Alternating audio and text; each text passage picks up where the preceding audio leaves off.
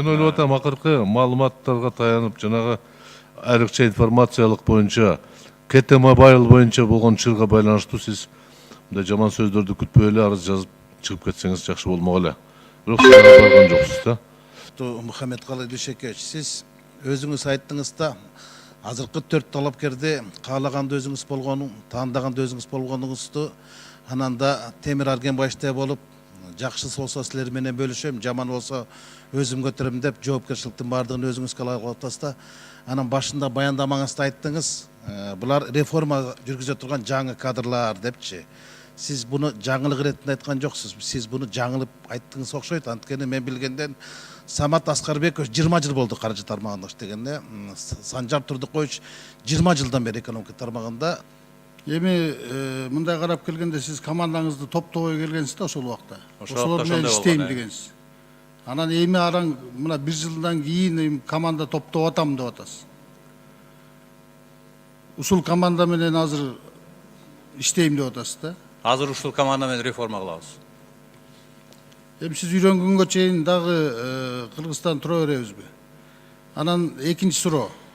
Сиз жөнүндө бажаңыз боюнча, жанагы кайнажеңизге акча которулган боюнча бир топ сын пикирлер айтылды коомчулукта азыр. Ушул иштерди мына комиссияда түзүлүп атат. Ушулардан кийин сиздин моралдык негизде иштегенге укугуңуз барбы? Анда мен моралдык жактан Мен аны айтып аткан себебим, бир кезде өзүңүздөр билесиздер, Бабановду деле бир атты подарка кылды деп ошону менен кеткен билесиз. Ошондой эле. Мен ойлойм Бабановдун кеткени ат эмес болгон.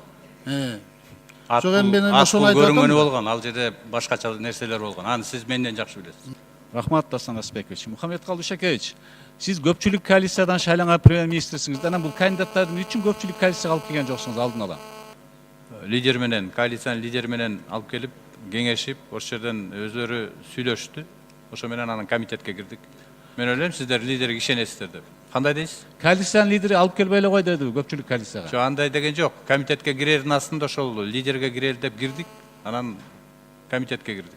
Бул туура эмес да негизи. Мен айтып атканым, лидерге коалициянын деле ишеничи бар деп ойлойм да. Эми андай деген менен көпчүлүк караш керек болчу да. Бул туура эмес да. Негизичи, логикага туура келбейт. Эми бул жерде кандидаттардын баары өкмөттө иштеп жүргөн. Эми каякта Бардык иштегенде тармактарда иштеп жүрүшкөн. өзүнүн жолу бар да. Экинчиден, бул кандидаттарды ким сизге көрсөттү же ким буларга жоопкерчилик алат? Салам достор, биздин каналга жазылыңыздар. Башкалар көрсөтпөгөндү биз көрсөтөбүз. Кийинки сөз депутат Акаев Жанарбек Кубановичте. Рахмат, урматтуу Мухаммедкалы Дүйшекевич. Мына экономика, айыл чарба, маалыматтык технологиялар. Бүт өкмөт үчүн, элибиз үчүн маанилүү, мындай өкмөттүн бюджеттин дагы өзөгүн түзө турган министрликтер да. Ошон үчүн сиздер ыкчам эл өзү жон тереси менен сезе турган бир өзгөртүүлөрдү ыкчам жасабасаңар, элдин ишеними кетет. Эмне үчүн мына карасаңыз, Мухаммедкалы Дүйшекевич, өзүңүз деле интернеттен окуп атсаңыз керек, бир министрлик бошосо эле эл өзүнүн талапкерлигин түртүп баштады. Баланча министр болуш керек, түкүнчө министр болуш керек деп. Анткени өкмөттөн чын эле баягы элге жакын, алар менен тыгыз иштей турган талапкерлердин аз болуп атканын себеби ушундан деп ойлойм да мен. Мына жана жаш талапкерлер чыгып атпайбы, Тилек Токтогазиев деген. Ошол балдарды Эркин Ураймович мүмкүн болсо аларды душман көрбөстөн, тескерисинче ошол тармакка тартып, пайдаланып, келечек үчүн ошолорду бир кадр кылып өстүрүп чыкканга сиздер аракет кылышыңыз керек деп ойлойм. Мына Дастан Жогоевич жөнүндө да коомдук пикир жакшы, соңку мындай мыкты дайындоолордун бири болуп атат. Санжар Мукамбетов жана башка. Урматтуу Эркин Ураймович, азыр мен мына контрабанда боюнча айтып өттүм. Контрабанда боюнча бир чукул чараларга өкмөт башчы катары өзүңүз киришип, мындай тез арада жыйынтык көрсөтпөсөңүз болбойт. Анткени 5 миллиард бюджетке түшпөй атат деп айтып атабыз. Ушул айыл чарба экономика министрлиги баарыңар биригип туруп, Кыргызстанды дүйнөлүк рынокто ушу эко деген бир бренд менен чыксак жакшы болот эле. Кыргызстандын продукциясы дегенде бул экологиялык таза продукция деген. Эми баягы көлөм жагынан, башка жактан атаандаш боло албай атпайбызбы? Ошон үчүн Кыргызстанда экологиялык таза продукция деп жанагы экспортко мүмкүнчүлүк түзүп берсек жакшы болот эле да. Талапкерлер жаман деп айта албайбыз. Жакшы колдоп беребиз. баарыңарда ишиңерге ийгилик. Рахмат. Жаңыр Кубанычевич, жанагы биздин мекендешибиз боюнча айыл чарбасына фракция бир болдон дегенди. Аны чакырып Кубат Алчиевич сүйлөштү. Ошо дагы тажрыйбасын алсын дедик. Биз дагы аны балким айыл чарба тармагында же башка жакка колдонгонго аракет кылабыз аны. Рахмат. Рахмат. Кийинки сөз депутат Узакбаев Абылкайыр Осмонбековичте. Рахмат, урматтуу төрага. Саламатсыздарбы, урматтуу депутаттар, жыйындын катышчылары. Өзүңүздөр билесиздер, өкмөттүн ушул күнгө чейин берген сунуштарын баарын колдоп келгенбиз. Бүгүн деле колдойт болушубуз керек. 4 кандидат тең. Мен айтайын дегеним, айыл чарбасында 53-жылдан 93-жылга чейин 8 министр иштептир. 93-жылдан 2019-га чейин азыр жаңылбасам 30-министр иштеп атат. Биз ушул менен эле бир айыл чарбасында болгон биздин мамилебизди жыйынтык чыгарып койсок болот да. Анан кандайдыр бир деңгээлде ушул кандидаттарды алып келип атканда биз жогорку кеңештеги бизде да жоопкерчилик болуш керек деп ойлойм. Жеке мен үчүн бул чоң жоопкерчилик. Ошол жоопкерчиликти актап атабы, актабай эле бул мына турмуш көрсөтүп атат. Эл баасын берип атат. Урматтуу депутаттар. Ошондуктан мен ийгилик каалайт элем. Анан айыл чарбасында мына комитеттен Эркин Нураевич менен чогуу иштешебиз. Маселелер көп, албетте көп, биз жаңылык киргизет деп ишенем да. Анан эми мына кечээ эле мага телефон чалышты, чек арадагы жагдай. Эркин Нураевич, сизде маалымат барбы? Мында биз клубника Кулпунайды айтып атабыз. Мына кечээ эле айтып атат, биздики алган продукциябыз агып атат. Вишня черешнябызды өткөзгөн жок депчи. Ошол боюнча сизде маалымат барбы? Абылкайыр Осмонбекович, бул маселе эч кандай мындай чоң проблема жок. Биз жакында эле ушу предпринимательдер менен чогулганбыз, автоперевозчиктерди, грузовой тиги ташыган ассоциациялар менен чогулганбыз. Азыр бүгүндө биз реестр түзүп атабыз предпринимательдерде. Ошол жерде малина, клубника ташыган тиги ишкерлер да келген. Андай чоң проблема жок. Аларды биринчи биздин чек ара кызматы биринчи кезекте өткөзүп атат. Сиз биринчи мүнөттө эле мына туура эмес маалымат берип атасыз да. Мына көчө айыл чарба министрлигинин өкүлдөрү бар, ошол жерден эле кетип атат. Ушуну эске алсаңыз. Анан эми картошка боюнча мына мен өзүм негизи баягы кеткен кишилерди биз келип атканда мактайбыз, кетип атканда жамандап калабыз да. Андай болбошубуз керек. Мына картошка маселеси боюнча министрликте ушул маселени ким көрүп эле? Мен. Анан сизде ушундай өзүңүздө жоопкерчилик бар деп ала аласызбы? Негизинен жоопкерчилик бар. Же Мурашевго эле көлөштү кийгизип эле ошо боюнча калып калабы? Анда эле балким эмгеги бар деп ойлойм да. Жок, министрлик өзү толук мойнуна алган. Бирок бул кезде ошол өзбек тарап толук биз алганга макулбуз деп Ташкентте буларды официалдуу түрдө айткан үчүн биздин министр ошондой деген мындай таркатуу кылган. Бирок менде жоопкерчилик бар. Ал маселе боюнча чын айтканда биз бир топ мындай жагдайларга туура келип калдык да. Мына мен сизге мисал айтып берип атам да, мына кечээден баштап эле сиздин ишиңиз башталды. Ишиңиз башталды. Бирок ушул мүнөттөн баштап эле сиз калп айтып атасыз да. Мына азыр барсаңыз, чек арага барып келсеңиз деле болот да. Кандай иш болот деп.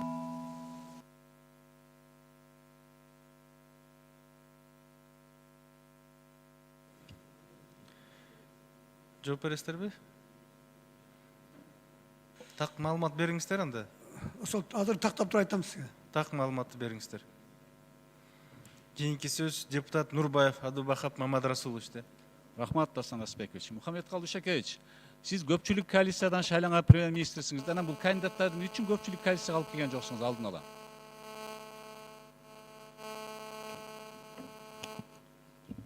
Билесиз да, теги өткөн 4-күнү Панкратов менен Мурашев өзүнүн арызын беришти.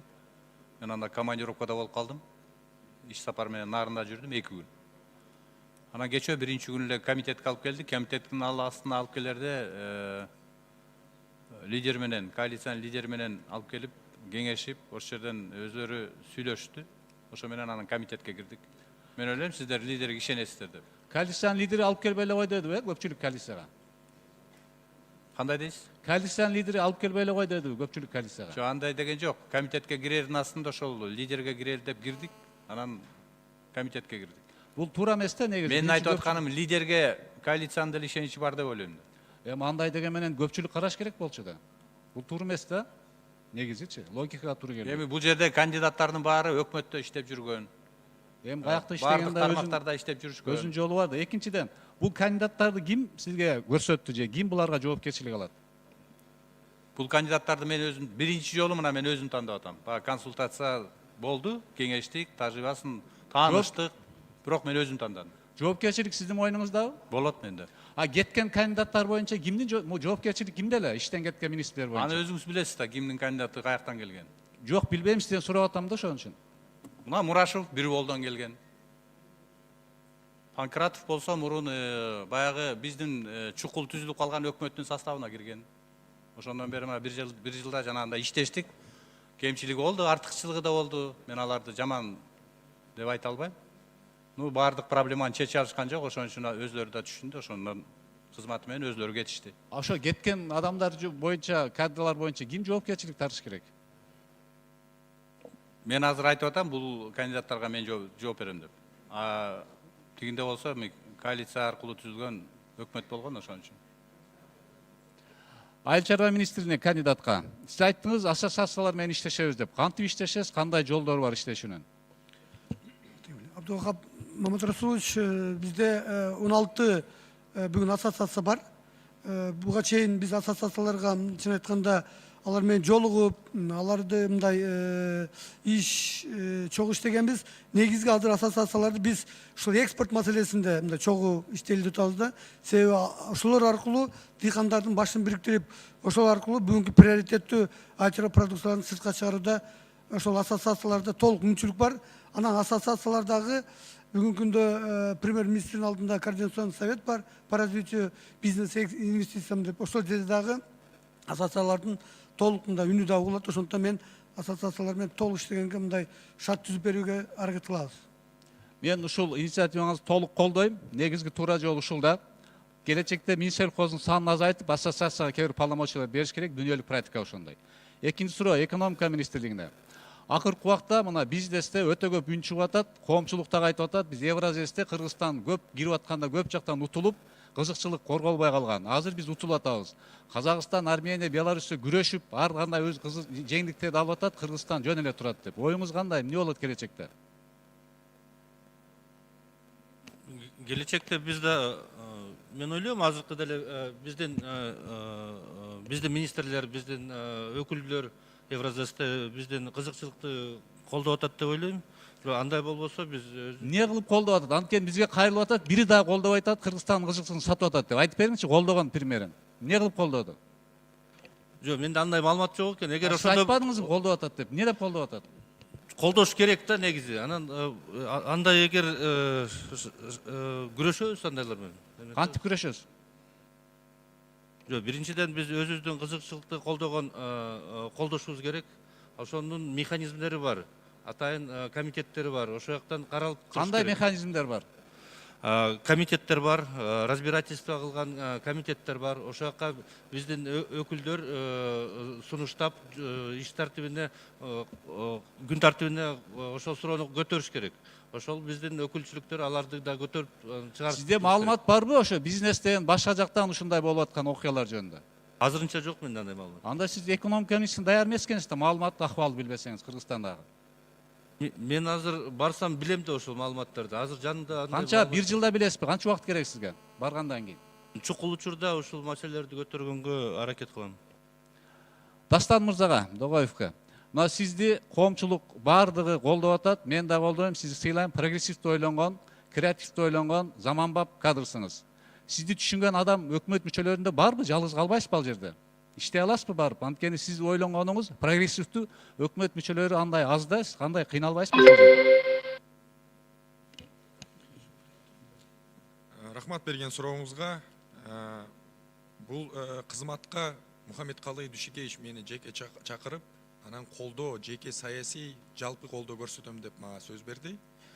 Мен ойлойм, Мухаммедкалый Дүйшекеевичке бирдиктүү бир өкмөт жалпысынан команда болуп, анан санариптик технологияларды киргизүү боюнча жакшы бир мындай результаттар болот деп. Анан санариптик трансформациялоо бул бир эле өкмөттүн кандайдыр бир милдети эмес. Бул жерде деген бизнесте тыгыз катышып, бирдиктүү долбоорлорду ишке ашырыш керек. Аны менен бирге болсо жарандар да бар, жарандык коомдор. Ошондуктан бул санариптик трансформациялоо ийгиликтүү ишке ашыруу үчүн баардыгы бирдикте бир тармакта иш алып барыш керек. Өкмөт өзү кыла турган нерсесине мен кылам, колуман келет, биресе жылдырам деген ишенич барбы? Бар. Канча убакытта жыйынтык көрсөтө аласыз? Азыркы убакытта Кыргыз Республикасынын өкмөтүнүн буйругу менен атайын жол карта бекитилген. 2019 жылдын аягына чейин биринчиден бул кызматтарды 189 мамлекеттик кызматтарды электрондук форматка өткөзүү үчүн аракет кылабыз. Экинчиден бирдиктүү маалыматтарды электрондук форматта сактоочу жайды курулат. Андан тышкары түндүк системасы мамлекеттик органдардын арасында электрондук аракеттенүү системасы ишке кирет. Аны менен бирге бул жана коопсуздук, маалыматтык жана кибер коопсуздук маселе боюнча тиешелүү иш-чара көрүлөт. Ушуну канча убакытта аткара аласыз? 2019 жылдын аягына чейин. Рахмат, ийгилик болсун. Рахмат. Кийинки сөз депутат Момбеков Рыскелди Чыныбекович. Рахмат, Дастан Орысбекович, урматтуу Мухаммедкалы Дүйшекевич. Сиз өзүңүз айттыңызда азыркы 4 талапкерди каалаганда өзүңүз болгону, таандаганда өзүңүз болгонуңузду, анан да Темир Аргенбаевичте болуп, жакшы болсо силер менен бөлүшөм, жаман болсо өзүм көтөрөм деп жоопкерчиликтин баардыгын өзүңүзгө алып атасызда. Анан башында баяндамаңызда айттыңыз, булар реформа жүргүзө турган жаңы кадрлар депчи. Сиз буну жаңылык иретинде айткан жоксуз. Сиз буну жаңылып айттыңыз окшойт. Анткени мен билгенден Самат Аскарбекович 20 жыл болду каржы тармагында иштегенде. Санжар Турдукович 20 жылдан бери экономика тармагында ошол тармакта иштеп келиш. Мен булардын кесипкөйлүгү боюнча маселем жок. Мүмкүнчүлүк беришибиз керек. Башка эки талапкер боюнча менде суроолорум бар. Анан бирок булар эми жаңы кадрлардын катарына кирбейт. Булар баягы эски колодадан эски карталарындай. Карапайым эл билет. Мына Санжар Турдукович экономика министрлигине экинчи жолу келип атат. Дастан Догоевден мурун комитетти башкарып кеткен, азыр башка комитетке келип атат. Булар эми жаңы эмес да. Булар мунун реформа жүргүзө алган эмес. Азыр канчалык деңгээлде реформа жүргүзүп кетет өз тармактарында. Эми муну жоопкерчиликти өзүңүз алып атасыз. Дастан Давлетович, сиз паспорт чыры боюнча козголгон кылмыштын күбө катары өтүп жатасыз да. Айтып бериңизчи, ошол тендер качан башталган, качан жыйынтыкталган? Мен мамлекеттик каттоо кызматынын төрагасынын кызматынан 14 февралда 2018 жылы кеткем. Тендер болсо 2018 жылы менин маалыматым боюнча ай айында даярдалып, анан күзүндө жарыяланып, анан алар чечим чыгарган. Мен тендерди даярдоо, аны өткөзүү жана жыйынтыгын чыгарууда эч кандай тиешим жок. Ал эми бул маселе боюнча мен улуттук коопсуздук мамлекеттик комитетине күбө катары маалымат бергем. Мунун эң негизги себеби 2014 жылы июнь айында мен мамлекеттик каттоо кызматынын төрагасынын орун басары болуп дайындалгам. Ошол мезгилде Кыргыз Республикасынын өкмөтүнүн атайын иш-чара планы бекитилген. Бул иш-чара планда 3 негизги бакыт бар болчу. Биринчиден болсо бул биометрикалык маалымат базасын түзүү, бирдиктүү маалымат, калктын маалымат реестрин түзүү, анан биометрикалык паспорттарды киргизүү. Ошол жерде мен жана системаларды киргизүү боюнча өзүм катышкам. Ошого байланыштуу мен маалымат берип чыктым. Сиз туура нерсени айттыңызда, октябрь айында тендер жарыяланып, ноябрь айында тендер жыйынтыкталып калган, тендерге катышкан компаниялар белгилүү болуп калган. Анан декабрь айында силерди Идрис Анарбаевич КБ Нотасис фирмасынын менен чайга чакырып атат да. Тендер бүтүп калгандан кийин ошо тендерге ушул компания кошуп карап койгулачы деп суранышы мүмкүн беле? Силер 6 декабрда баратасыздар, ноябрда тендер бүтүп калган. Мен андай маалымат берген эмесмин. Бул компания деген паспорт тендерине катышты деп. Ал жерде Идрис Анарбекович тарабынан жанагы бирдиктүү документтерди чыгаруу фабрикасын түзүү боюнча талкуу болгон. Ал жерде сиздерге маалым болгондой, мен бул маселеге эч кандай тиешем жок. Аны менен бирге ал долбоорду талкуулууга, аны менен бирге аны жылдырууга эч кандай менин моралдык жана юридикалык укум жоктугу тууралуу мен билдиргем. Ошол. Мухаммедкалы Дүйшекевич көрдүңүзбү? Шайыкованын калп айтканын. Ноябрда бүткөн тендерге декабрда жолуктуруп койсо атат да. Экинчиден кабан атасыз, бул паспорт чыгарбайт, паспорт чыгара турган абардон чыгарат, туурабы? Дастан Давлетович. Сиз кайсы компания жана бул Алар паспорт бланкасын чыгарбайт да, паспорттун бланкасын чыгарткан оборудование чыгарат. эми ал жерде алар көп долбоорлорду сунуштаган, бир эле жанагы заводду куруу эмес, аны менен бирге автоматташтырган маалыматтык системаларды киргизүү боюнча эми мен мындай кеңирээк талкууланган эмесмин. Анткени мен дароо айткам, бул менин компетенциямагы дагы, анан кандайдыр бир моралдык, юридикалык укугум жок деп. Ошон үчүн мен андан ары кеңирээк алар менен сүйлөшкөн эмесмин. 10 секунд. Баары деле качып атасыздар. Анда айтыңызчы, мамлекеттик басмакана куруш керекпи ушундай чырлар чыкпаш үчүн? Мен жеке оюм боюнча атайын бир биздин өлкөнүн талаптарына жооп бере турган, биздин өлкөнүн объемуна, көлөмүнө жооп бере турган мындай долбоор керек деп ойлойм. Мухаммедкалый Дүйшөков, сиз да ойлойсузбу ушундай мамлекеттик басмакана куруш керек? Өзүбүздүн паспорт, өзүбүздүн акчаны, өзүбүздүн акциздик марканы салат. Акча жагын айта албайм, себеби дегенде ар кандай экономикалык эсептери бар экен, бирок биздин мамлекеттик баалуу кагаздар, документтердин баарын өзүбүз чыгарышыбыз керек. Мисалы үчүн мен ойлойм, келечекте учкунду күчтөшүбүз керек. Учкунду күчтөп бир компания болуш керек. Ошол жерде бардыгын жанагыдай маалыматтык коопсуздук, экономикалык коопсуздук, жалпы эле мамлекеттик коопсуздукка тиешелүү бүт иш-чараны көрүп, ошол жерде ошондой баягы илгери айтышчу режимный объект депчи, ошол сыяктуу система келиш керек ал жерге. Рахмат. Кийинки сөз депутат Сабиров Максат Эсенович. Саламатсыздарбы? Урматтуу Мухаммедкалый Дүйшөкевич, сиз былтыр шайланып атканда ушул жерден бизге убада бердиңиз эле. Ноябрга чейин структураны алып келем, жаңы жылга чейин ушул команда менен иштейм деп. Бирок эмне үчүн алып келген жоксуз? Структураны талкуулап атабыз, эми ал алмаштыра бергенден азыр көрүп атабыз, алмаштыргандан майнап чыкпайт. Аны биз өзүбүздүн экономикабыздын приоритеттерине жараша структурага. Сиз могу бир жылдын ичинде канча министр алмаштырдыңыз анда? Министрден 9, комитеттин төрагасына 3. Эми мындай карап келгенде сиз командаңызды топтобой келгенсиз да ошол убакта. Ошол менен иштейм дегенсиз. Анан эми араң мына бир жылдан кийин команда топтоп атам деп атасыз.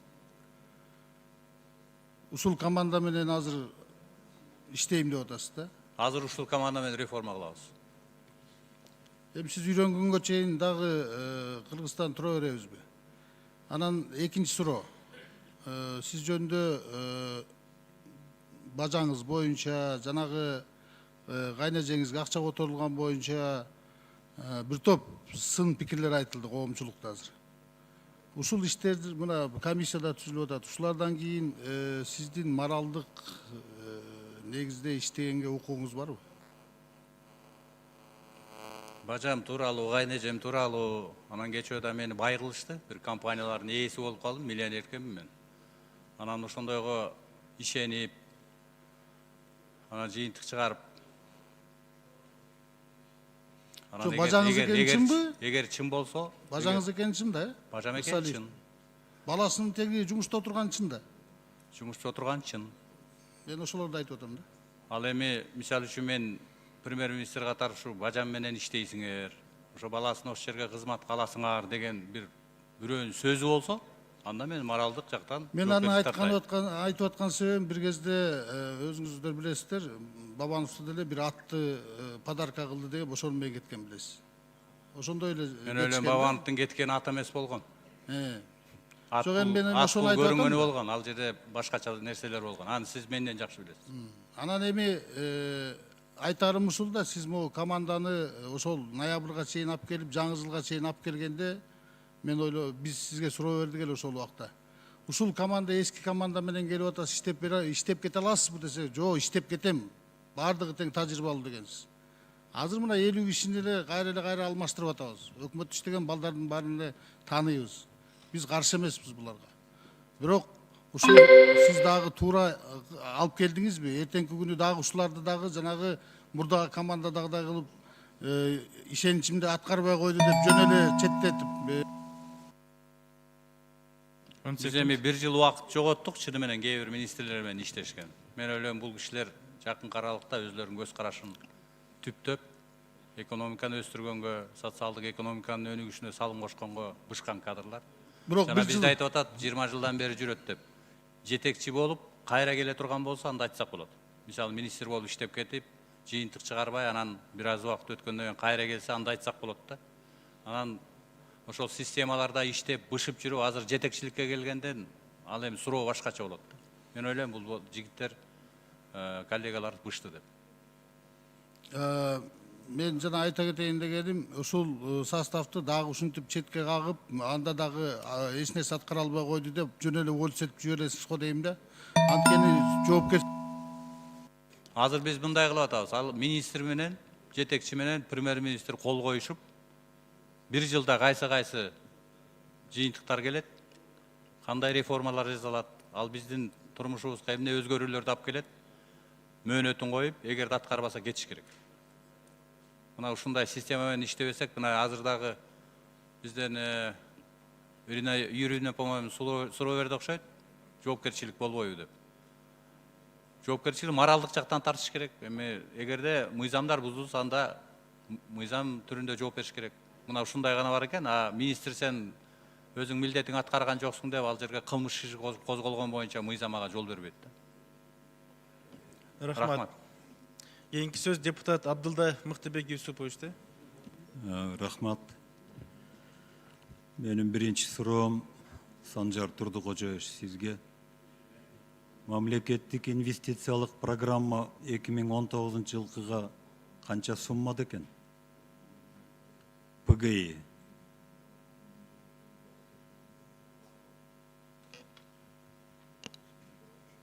От 30 миллиардтан ашык программа көзсүнүз.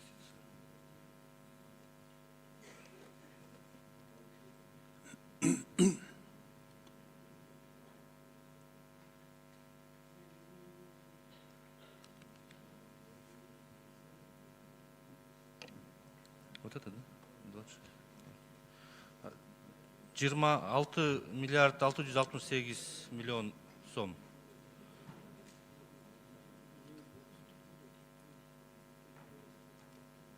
Былтыр 34 миллион каралып, анан такталганы 21 миллиард 466 болду.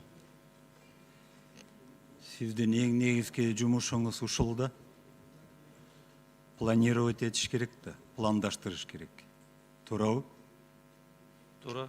Вот, анан бул сумманы сиз жакшы билип алышыңыз керек. Эми мен ушунун негизинде бир суроо берейин деп атам.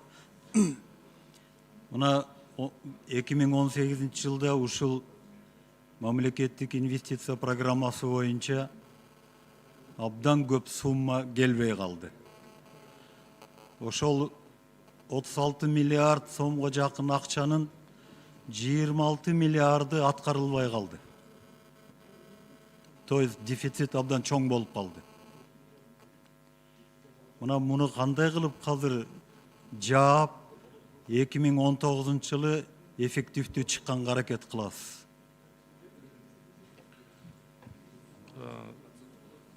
Бул негизден 34 миллиардтын 13 миллиард келбей калды. Бул негизден ички процедуралар боюнча, анан пландоо маселеси, министрликтердин пландоо маселеси да көп турат да. Ошол эки нерсени өзгөртөбүз ушу эки көрсөткүчтү.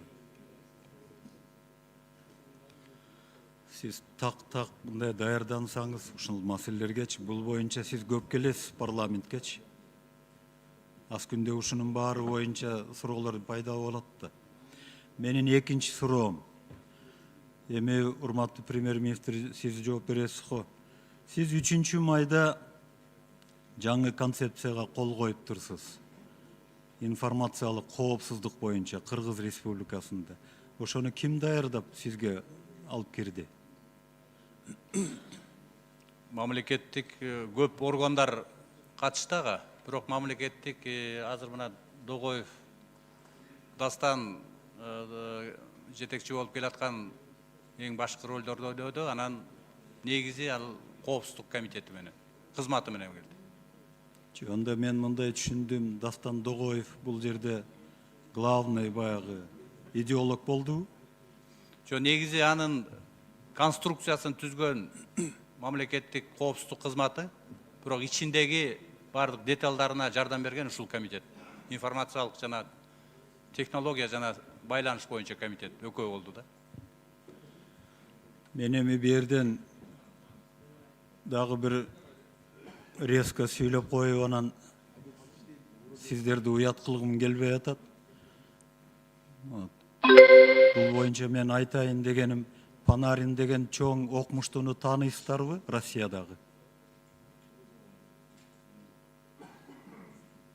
Панарин фамилиясы.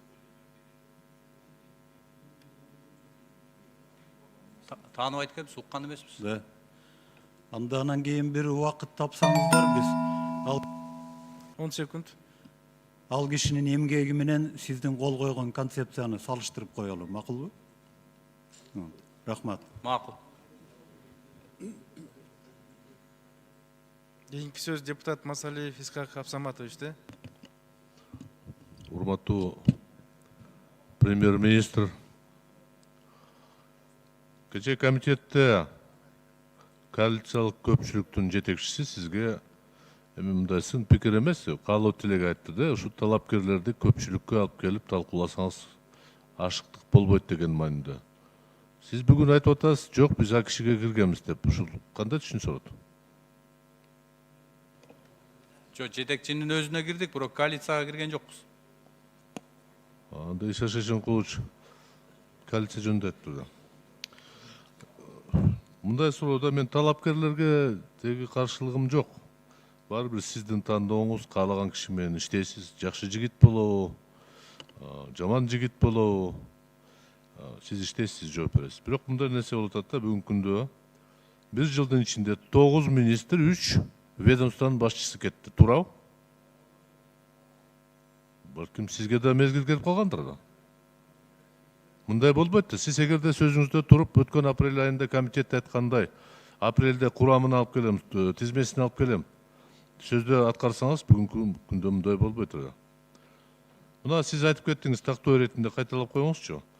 Арыз жазып кеткен экономика министри менен айыл чарба министрлеринин ишмердүүлүгүнө сиз терс баа бердиңиз, туурабы? Иштей албады деп айттыңыз. Иштеди, бирок жетишерлик иштеген жок. Жок, сиз катуу эле сындадыңыз. Кандай деп? Катуу эле сын пикириңизди айттыңыз. Иштей албады, реформа жүргүзө албады Эми деген. кеткен кишини баягы бизде салтыбызда айтпайт да жаман. Кеткен кишини Өзү макул жок. болуп, мойнуна алып кетти, анан ал кишини кайра үстүнө тепкилей бергенде пайда чыкпайт. Мен тактап коеюн, өмүрүнөн ажыраган киши жөнүндө жаман айтпайт. Кеткен деген кишини башка маанидә түшүнөт экенсиз да. Жумуштан Сын кеткен. пикирди министрликке айтышыбыз керек. Министр иштей албады деген болсо иштей албады деп. Себеби ал жигиттер келечекте дагы өсөбүз, өкмөткө келебиз деген ой болуп, алдын ала шаксындырып коюңуздар да. Мен ойлоп атам, акыркы маалыматтарга таянып, жанагы айрыкча информациялык боюнча, КТ Mobile боюнча болгон чырга байланыштуу сиз мындай жаман сөздөрдү күтпөй эле арыз жазып чыгып кетсеңиз жакшы болмок эле. Бирок сиз ага барган жоксуз да. Негизи бул коалициялык көпчүлүк ушул чечимди бир маселени талкуулап бир чечимге келсе туура болмок эле да. Сунушум ошондой. Исхак Абсаматович, ал жерде эми азыр комиссия иштеп атат. Депутаттык комиссия иштеп, бардык маалыматтардын баарын тактап атышат. Азыр эми биздин коомубузда бири-бирибиз жөнүндө жакшы айткан аз болуп атат да. Анан ар бир айткан боюнча жыйынтык чыгарып ошол азыр фейковый информация деп карашты го. Ошо фейк боюнча жыйынтык чыгарып мамлекет башкара турган болсок, анда туура эмес болуп калат деп ойлойм. Азыр комиссия жыйынтыгын чыгарат, премьер-министрдин күнөөсү болсо айтат, анда мен өзүм да жыйынтык чыгарам. Эгер күнөөсү болбосо, эгер негиз болбосо, анда сиздер өзүңүздөр калыспаа бересиздер деп ойлойм. 10 секунд. Эгер күнөө болсо анда жоопко тартыш керек. Мен күнөө жөнүндө айткан жокмун, моралдык жоопкерчиликти айттым. Болгону ошол эле. Экинчиден сиз премьер-министр болгондо мен 2 сураныш менен кайрылдым. 2 мектеп боюнча бир кадам жасалган жок алдына. Рахмат. Мухаммедкалы Дүйшекеевич, бүгүн сиз эң өкмөттүн негизги өзөктүү өкмөт мүчөлөрүнүн талапкерлерди алып келип атасыз. Биринчиден өкмөттүн жүрөгү дейинчи мотору болгон аппарат жетекчиси, экономика министринин, реалдуу сектор, айыл чарба министринин алып келип атасыз, талап келген. Ошондой эле бүгүнкү күндө эң актуалдуу маселе бул санариптештирүү боюнча мамлекеттик комитеттин төрагасына алып келип атасыз да. 1-2-3 ойлор бар эле. Мына биринчиден экономика боюнча айтайын дегеним, мына бизде жергиликтүү өзүбүздүн товар өндүрүүчүлөрдү колдоого шарт түзүшүбүз керек. Мына биз 1 жылдан бери айтып келатабыз. Чек арадан өткөн товарларды жүктөрдүн автоматташтырылган бир эсебин кийрелик депчи. Мына бүгүнкү күнгө чейин ошол кирбей келатат да. Мына бүгүн биздин өзүбүздүн товар өндүрүүчүлөр банкрот болуп атат ушунун эсебинен. Контрабанда абдан масштабтарга жетти бүгүнкү күндөчү. Экинчиси мына фискализация дейбиз, ишке ашпай атат. Салыктын электрондук эсебин ишке ашыруу боюнча. Анан мына жаңы фискалдык саясатты дагы кабыл ала турган уже убакыт келип жетти го дейм, бир 5 жылгачы. Ошондой эле мына салык кодексине өзгөртүү кирүүгө мораторий кылыш керек. Туруктуулук, стабилдүүлүк болмоюнча бизге инвестор келбейт. Муну ачык айтышыбыз керек да. Анан үчүнчү мына көмүскө экономика боюнча. Көмүскө экономиканын легализация капиталы да 1-2 жолу аракет кылдык, ишке ашпай атат аныбызчы. Бүгүнкү күндө жаңы механизмдерди бир эле салык органдардан коргой турган эмес, жалпы укук коргоо органдарынан коргой турган жаңы механизмдер иштеп чыгышыбыз керек. Эң негизгиси элдин ишеничин алып келишибиз керек да. Анан 5-чисин айтайын дегеним, мына биздеги регионалдык ЕАЭСтин потенциалын мүмкүнчүлүгүн пайдаланышыбыз керек. Регионалдык кызматташтыкты, мына Россия Федерация, Казакстан региондору менен кызматташтыкты алдын ала туруктуу бир мындай келишимдерди алып келишибиз керек. Ошондо гана бизде мындай алдыга жылыш болот деп айтат элем. Ошондой эле мына экспортко ориентиралган биздин товар өндүрүүчүлөрдү колдоо боюнча өкмөт жаңы механизмдер иштеп чыгыш керек. Аларга өкмөттүк деңгээлде жеңилдиктерди берип, субсидия беребиз керек болсо, кандай колдоолорду көрсөтөбүз. Мына экономика министри ушунун үстүндө абдан мындай дыкат иштешиңиздер керек да. Антпесек бүгүнкү күндө биздин акыбал өтө оор. Экспортко кеткен соода өкүлдөрүн кийребиз дегенбиз 1 жылдан ашты, 1,5 жыл болуп атат. Аны да бүгүнкү күнгө чейин кийишкенге жетише албай атабыз да. Ушуларда бир колдоо көрсөтөлү эле да. Чек араларда жардам беришип, кайра товарлар келбейт болчу бизге. Мына ушуга да катуураак көңүлүңүздөрдү бөлсөңүздөр. Айыл чарба министринин боюнча айтайын дегеним бир эле нерсе, бүгүн абдан талаш көп да, булардын бар жок болсо иш кылат элек деп. Негизгиси дыйкан өндүргөн продукцияны сатып берүү. Сиздердин айыл чарба министрлигинин жумушун түп тамырынан бери өзгөрүш керек. Башкаруусунчу статист болуп эле отурбай, эшикке чыгып мындай бир маркетинг менен сиздер иштешиңиздер керек деп. Анан мына санариптештирүү президентибиз да жарыялап кетти. Дастан, мына сизге айтып кетейин дегеним, бул боюнча бүгүн сөз боюнча эле калып атат. Эл өзү сезе элек бүгүнкү күндө. Ушуга жаңы бир ыкмалар менен элге жете турган жанагы электрондук кызмат көрсөтүүнү дагы 189ду кийирсеңиз абдан чоң иш болот эле. Ушунун үстүнө Урматтуу премьер-министр, урматтуу министрлер, мен ойлоп атам, ушул 1 жылдын ичинде араң команда түздүңүз, Мухаммедкалый Дүйшөкеевич. Эмдиги жылы уже парламенттик шайлоо болот, ага чейин программа эле түзөт болушуңар керек да. Мен эмне үчүн айтып атам бул нерселерди? Анткени себеби 2 жыл болсо Кыргызстандын элинин жашоосу токтоп калып атат да. Ушинтип 2 жылдан иштесек. 1 жыл команда түздөп, 1 жыл программа түзсөк. Анткени себеби, мына ошолдун себеби менен мынакей билим берүү тармагы бизде азыр эң акыркы орунда турат. Өзүңөр көрүп атасыңар, институттардын баарында только акча менен окуп атышат. Айылдагы билим берүү тармагын эми айтпай эле коелу. Кандай болуп атат азыр мугалимдердики. Маданият тармагыбыз кандай жакка баратат. Экономика болсо өзүңөр көрүп атасыздар, мына өсүп атабыз деп атат, бирок карапайым эл аны көрбөй атат. Президентибиз мына айтып атат, аймактарды өнүктүрүү жылы деп. Канча айыл өкмөтү азыр дотациядан чыкты. Баягы эле 80 айыл өкмөтүнөн башка дотациядан калган 453 айыл өкмөттөн бирөө дагы чыга элек дотациядан. Мына өзүңөр көрүп атасыңар. Өнүктүрүү деп 2 жыл болду. 2 жылдын аягы бүтүп баратат. Өнүктүрүү болсо жок дегенде 1 айыл дотациядан чыгып ошол жерде бюджети калыптанып калат эле да. Бул нерсе жетпей атат. Санариптештирүү деп атабыз. Санариптештирүү мынакей кадимкидей билинди, ошол иштеп аткан балдар камалгандан кийин сразу кадимкидей билинип калды да, биздин мамлекетибизде токтой турган. Бардыгын ошол мен какша эле айтып келатам, башка мамлекеттерди көрүп уялат экенсиң да. Мына 9 жыл согуш болгон Тажикстан бизден алдыга кетти. Өзбекстан мынакей экономикалары. Саясат жагынан сөзсүз түрдө биз 1-ордундабыз. эркиндик, сөз эркиндиги боюнча ал жагынан айтып эле какшап келатабыз. Бирок экономика жагынан мына өзүңүздөр айттыңыздар, мына премьер-министр өткөндө айтты, кен байлыктар боюнча ошол жылдары берип салыптыр деп. Бирок ал жылдары лицензия бергенден кийин сиз разработкага апрелде берип атасыңар да 19-жыл урандыкын. Анан мындай нерселердин баарын тең өзүңөр ревизия жасап бир сире карап, тигил берип коюптур, бул карап коюптур дебей, азыр ушу баргандан кийин дагы мына 3 министр отурасыңар, ушулар болгон иштерди биз ЭАСке кирерде дагы эң артта калдык. Даярдык боюнча да. Экономикабыз ошон үчүн дагы аксады мындай. Башка мамлекеттердин баары өзлөрүнүн ошо даярдыктарын 2 жылдын ичинде жакшынакай жасап алышты. Биз ушул жерде ызылдап отуруп андан да артта калдык. Айыл чарбасы боюнча өзүңүздөр көрүп атасыздар, кандай да. Министрдин кабинетине картошка кирип атканын өзүңүз айттыңыз, мынакей Мухаммедкалый Дүйшөбекович. Ошон Рахмат. Талкууда берилбейт. 5-чи микрофон. Дастан Артысбекович, жана биз добуш бербедик. Талкуу менен сурооду токтотуп саат 2-де добуш өттүк. Ошон үчүн токтоттук эми. Көпчүлүк добуш менен өткөн да бул. Токтоттук. 1-чи микрофон.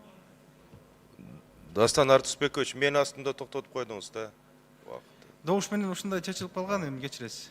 Мухаммедкалый Дүйшөкевич, анда мен ушу талкууда жасылдым беле. Атайын сиз келиптирсиз, бир кичине эле кайрылуу кылып коеюн дедим эле да. Кече биз эл аралык комитетинде жаңы жанагы чек ара боюнча маселелерди көтөрдүк да. Анан жаңы представитель келди, ыйгарымдуу чек аралар боюнчачы.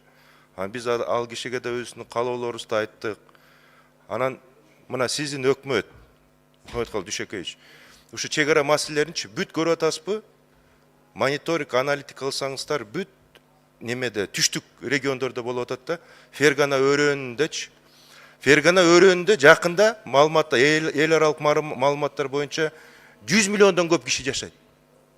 Баягы эле маселелер жакырчылык, табигый ресурстар жетишпейт. То есть бул чек ара маселелери, жайыт маселелери только курчуйт да. Ошон үчүн Мухаммедкалый Дүйшөкевич, ошо жаңы ыйгарым укукка келгенге бүт өзүңүз бир установка берип койсоңуз, кичине изучать этсин ошол жактычы. Ар бир соседтин жакшы жагын, слабый жагын изучать этсин. Эми түшүндүңүз да? Бүт потенциалдарын изучать этип туруп, анан кичине ошол жерден мындай туруктуу бир саясат кылайлы, чек ара боюнчачы. Мага жакпайт, чын айтканда, бирдем көрсөлөчү Кыргызстандык комиссия бир жакка барып калган, мага жакпайт да, түшүндүңүз да аны. Эми киче географияны, геосаясатты карап койгула да. Бизге чуркап келе турган жерге биз өзүбүз чуркап барып атабыз да. Мухаммедкалый Дүйшөкевич, ошого көңүл буруп койсоңуз, рахмат. Добушка коем, добуш бериңиздер.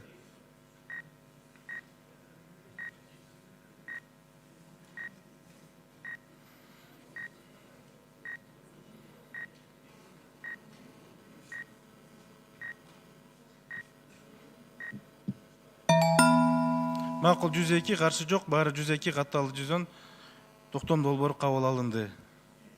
Экинчи.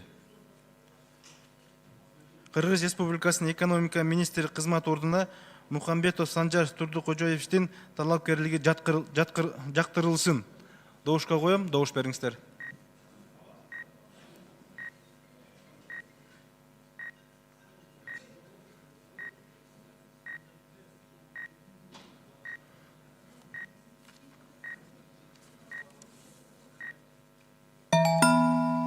Макул 106, каршы жок, баары 106, катталды 110, токтом долбоору кабыл алынды. Үчүнчү, Жогорку Кеңештин токтом долбоору Кыргыз Республикасынын айыл чарба, тамак аш өнөр жайы жана мелиорация министринин кызмат ордуна Чодуев Эркинбек Урайымовичтин талапкерлиги жактырылсын. Добушка коем, добуш бериңиздер, токтом долбоору. Добуш бериңиздер, урматтуу депутаттар.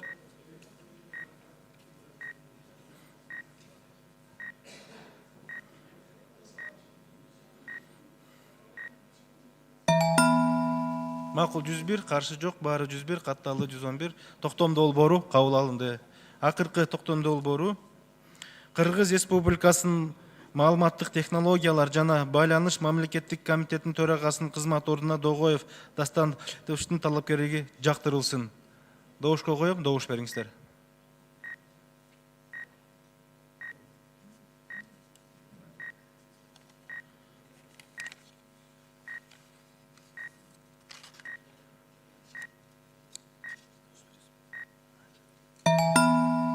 макул 105, каршы жок, баары 105, катталды 111, токтом долбоору кабыл алынды.